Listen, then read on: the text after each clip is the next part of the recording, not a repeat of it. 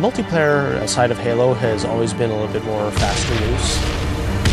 In multiplayer, everything and anything can happen. Oh my god. Mother... Whoa. We need to be either as good as Halo 2, and obviously that is our bar, is as at least as good, better as Halo be better. Enjoy your walk back to the beach. While you're working on the project, the bar is sort of a moving target. It can be intimidating for sure. Typically my morning starts with me weeping at my desk for about 30 minutes, and then I get to work. We've really gotten hardcore about instituting afternoon playtests. Okay, it's territories, 15-second respawn time. And it's become fundamental in how we're working on the game. Oh, Froman! Oh, you're so close! From day one, people have been in there playing it, which really refines the gameplay. It was horrible there. Oh, who broke territories? I think Halo 2 multiplayer has been played like 4 billion times. Competing against yourself is stressful. Coming up with these scenarios that people play over and over again. Now, how can we rethink that and create something that's new and interesting? We started getting more into these asymmetrical maps, where it's offense versus defense, where that's a choke point that you want to hold. And I think High Ground is an example of that. Some of the specific things that we tried out were having a wall that you have to get past. That sort of defined whether you won or lost the game. And then we stuck some towers in, and we put AI gunners on all the towers. So as you're running up the hill, you're just getting tagged by all these AI guys. That's the direction that we went. We're like, whoa, that's way too hard.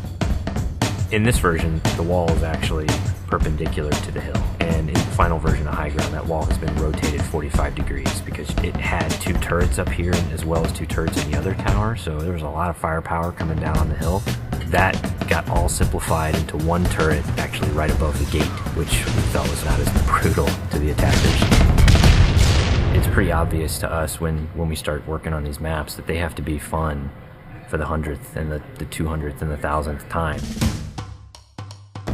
You weren't figuring out the switches in the doors? Yeah, the glows are like you want to walk up and fight. Watching people run through your map challenges a lot of the assumptions you made about it. Like, oh, I think people will use this hill for sniping them, and then no one uses it.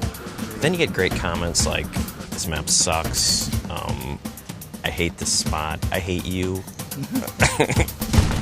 A lot of the time that we spend on these levels are in the details, making sure that the run to a weapon is equal for different areas, getting the distances right for flag captures. Because we make such an effort to place titled objects in a level, like the waterfall, the bridge, the porta potty, people can say the flag is down by the porta potty. That immediately helps with that social aspect.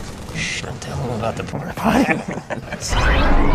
One of the things that we talked about in pre-production was player movement, and that's where the man cannon came from. There's different ways to move the player around the map. In Halo 1 and Halo 2, we had these teleporters. Although it was a great way to get around quickly, it didn't provide as much inherent danger as the man cannon does. There's almost nothing more rewarding than sniping a guy out of the air as he's man cannoning across the map.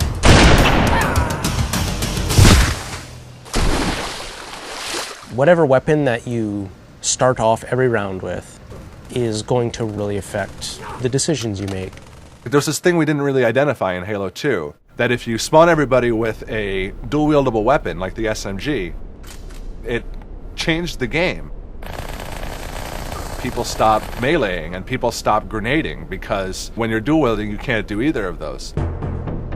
One of our weapon modelers, Tom Doyle, said, hey, this is a great chance to bring back the assault rifle from Halo 1. The assault rifle's design language really works well with the Master Chief. It has such a unique kind of silhouette and look to it that we really didn't want to change with what is already a Halo canon. But in terms of design and gameplay, it's been adjusted pretty considerably. The weapon has a kind of a shallow clip, so it came down to how best do I use my melee attack, or how best do I use my grenades in order to tip that fight a little bit over in my favor. The assault rifle works really well with the golden three things of Halo, which are weapons, grenades, and melee.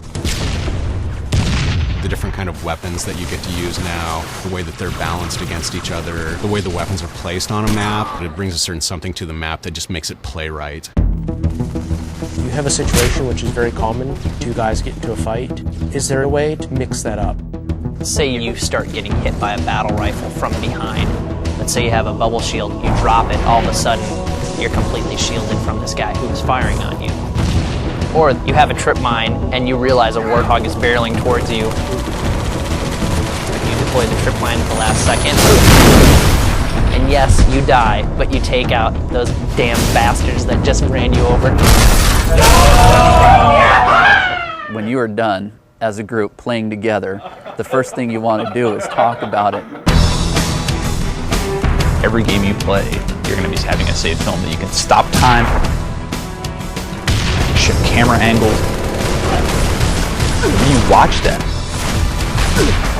Oh, look at that! No sucks! I think being able to share it with your friends makes the smack talk even more powerful because it's not just, oh, I just shot you in the head from across the map. It's, I just shot you in the head and let's watch it in slow-mo.